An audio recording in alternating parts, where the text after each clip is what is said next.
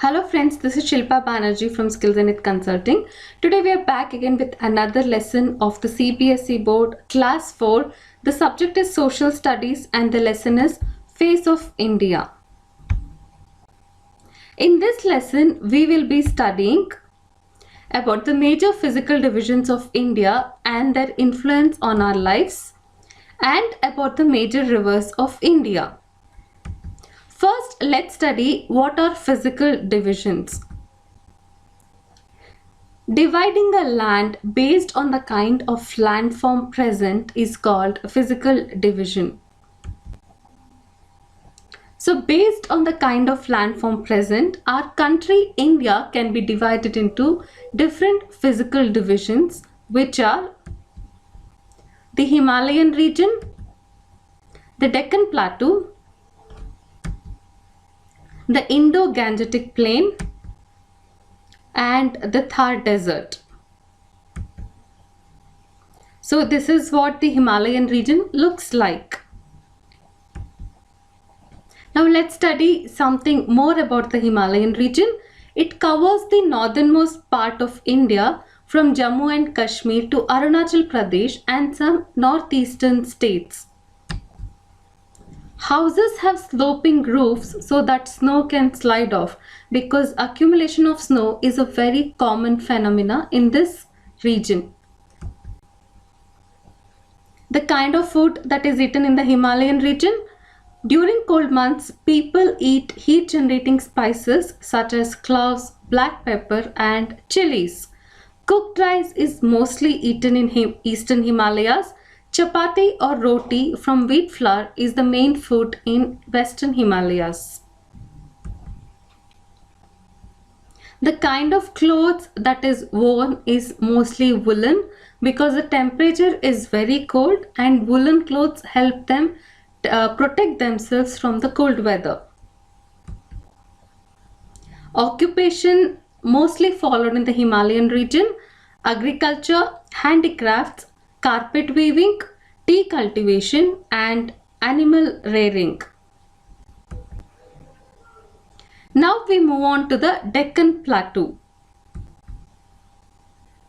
Deccan Plateau is the region where the mountain ranges coexist with flatlands, which means it is neither only the mountains nor is it only the flatlands. Both of these features coexist in these regions. The seasonal rivers jostle with the dry, rocky land and sparse crop coexist with dense forests. It mostly covers the states of Andhra Pradesh, Karnataka, Maharashtra and Tamil Nadu. The main rivers in this region are Godavari, Krishna, Mahanadi and Kaveri. The crops that is grown in this region are mostly cotton and sugarcane. The mountain ranges that you find in this region are the Eastern Ghats and the Western Ghats.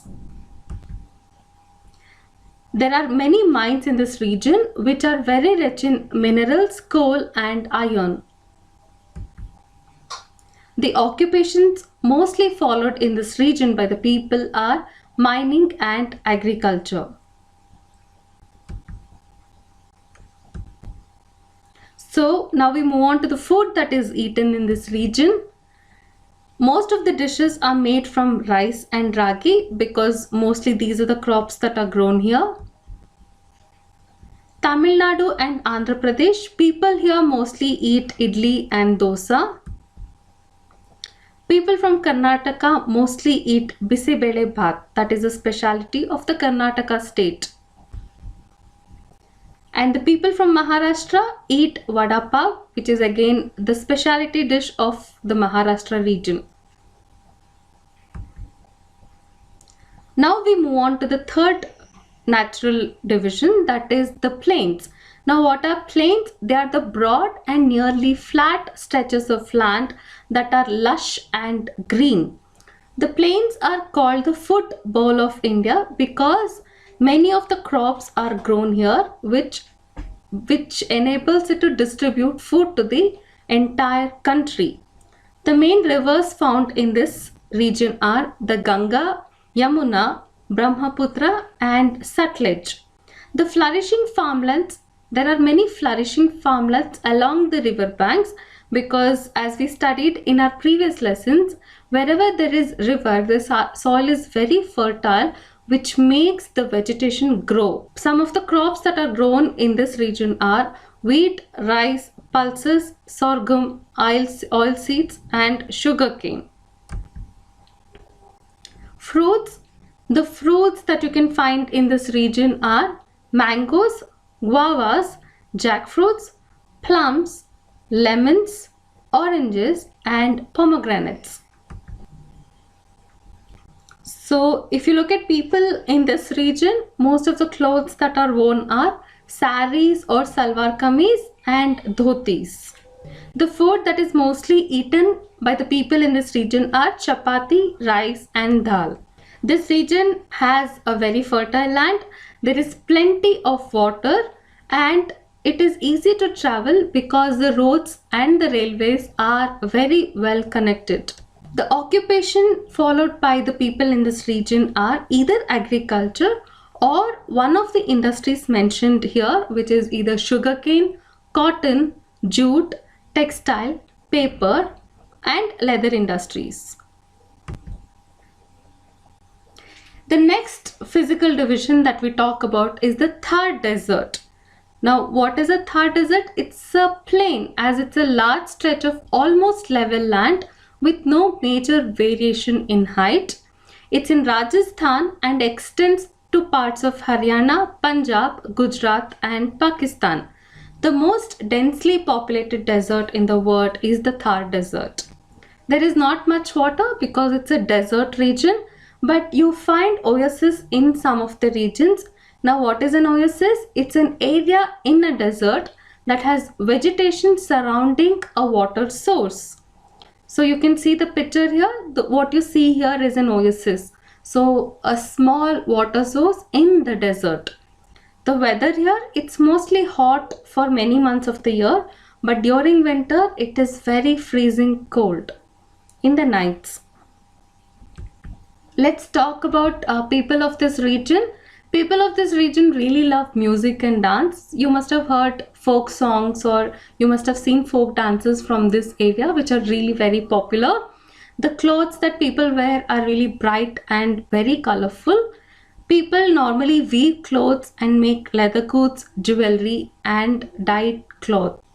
The food that is eaten here, food mostly made from buttermilk, dried lentils, beans and gram flour. Some of the famous dishes of this region are dal bati, gatte ki sabji, besan ki kadhi and bajra khichdi. The vegetation here, you don't find too many crops here because of the hot temperature and little water. But few crops that are grown here are bajra, jowar, til, gram and barley. You often find camel in this region. Camel is a very important animal here because it's known as the ship of the desert. Why? Because it's the most important mode of transportation that people use in this region for transportation of goods and people. Camel can go several days without food or water. Its body is made in such a way that it helps store water. It drinks a lot of water when it finds an oasis and stores it. So these are the features of the camel that has made it adaptable to the desert region, because of which it can survive in the desert region.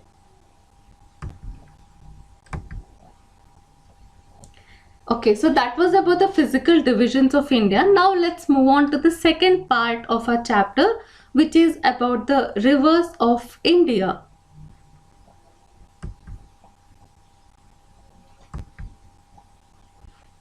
Why is important river, or what is the importance of rivers? Rivers make India beautiful. There are many rivers in India and you can see that it's the rivers that have made India really very beautiful. Most major cities are located along the banks of the rivers. So if you look at our history, even most of the important civilizations flourished along the bankside of rivers. So rivers are very important because most of the important cities are on the banks of the rivers. Many dams are built across the rivers to check their flow. Many people make a living by doing a variety of jobs based on these rivers. For example, agriculture and fishing. So these are some of the points that make rivers very important in India. Now let's learn some more about the rivers. The flow of the rivers. There are two types of rivers based on the direction towards which it flows: east flowing rivers and west flowing rivers. What are east flowing rivers? These are the rivers that drain into the Bay of Bengal. West flowing rivers are the rivers that drain into the Arabian Sea. Now you all know that rivers ultimately join the sea or an ocean. So depending on which direction it flows and which ocean it joins, they are divided into two: east flowing and west flowing rivers. Some of the examples of west flowing rivers are Narmada, Tapti, Mahi and Sabarmati. There are also some rivers, although most of the rivers drain into one of these oceans, there are also some rivers that drain into lakes and ponds inland. Sources of Indian rivers. The first is the Himalayan ranges in the northern India. That is the first source of the rivers. Next is the Western Ghats in western India. The Vindhyan and Satpura ranges and Chota Nagpur plateau in central India. There are also another classification of rivers based on whether they're permanent or not. Those are perennial or permanent and non-perennial rivers. Now what are perennial or permanent rivers? These are the rivers that originate from the Himalayas. They have continuous flow of water throughout the year. The melting glaciers from the mountains provide a constant flow of water. They do not dry out unless there is extreme drought in these regions. Some of the examples of perennial or permanent rivers are Ganges, Brahmaputra, Indus and Yamuna. These rivers support agriculture by forming fertile plains along their path. And again, for your information, Ganges is the longest river in India. Now we go on to the non-perennial rivers.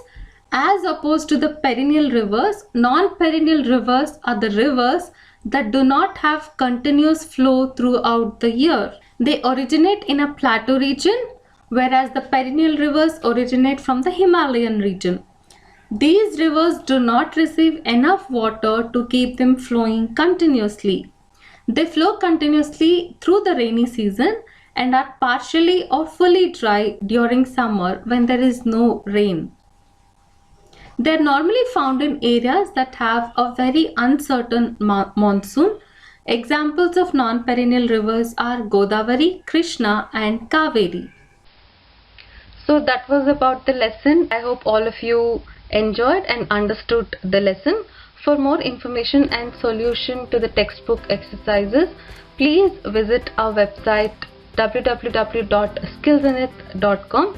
You can reach us on the number 9972399337, or you can also email to us at skillsinit@gmail.com. We will be happy to answer any of your queries. Please look forward to more videos from our site. Thanks for watching. Please do like, comment, share and subscribe to our channel. Thank you. Have a nice day.